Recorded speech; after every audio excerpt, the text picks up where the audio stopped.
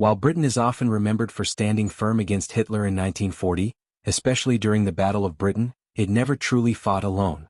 Multiple factors, strategic, political, and military, meant that the UK was always part of a broader coalition, even in the early years of World War II. 1. The limits of Britain's military power.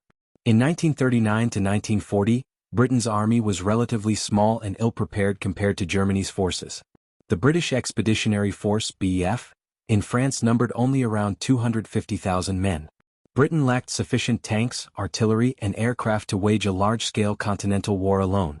Even with the Royal Navy, Britain could not fully project power across Europe.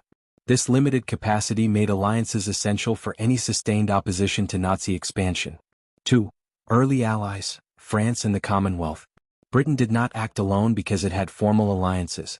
France was Britain's primary ally in 1939 to 1940, forming the Maginot Line partnership against Germany. Troops from Canada, Australia, New Zealand, India, and South Africa provided manpower and logistical support.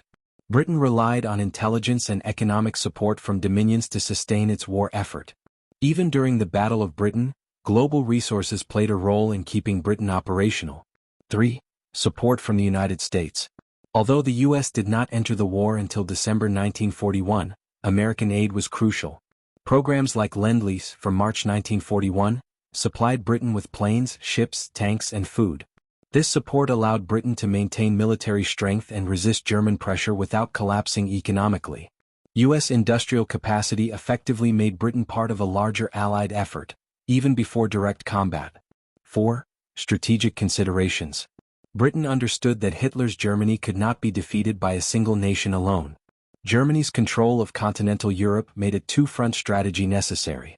Early coalition building with France, the Commonwealth, and eventually the U.S. was essential for long-term survival. Britain's leadership, including Winston Churchill, emphasized coordination and diplomacy to strengthen its position. Britain never truly stood alone against Nazi Germany. While its courage, determination, and air defenses were critical during 1940, its ability to resist Hitler depended on alliances with France and the Commonwealth, economic and military aid from the United States, a strategic understanding that defeating Germany required a global coalition.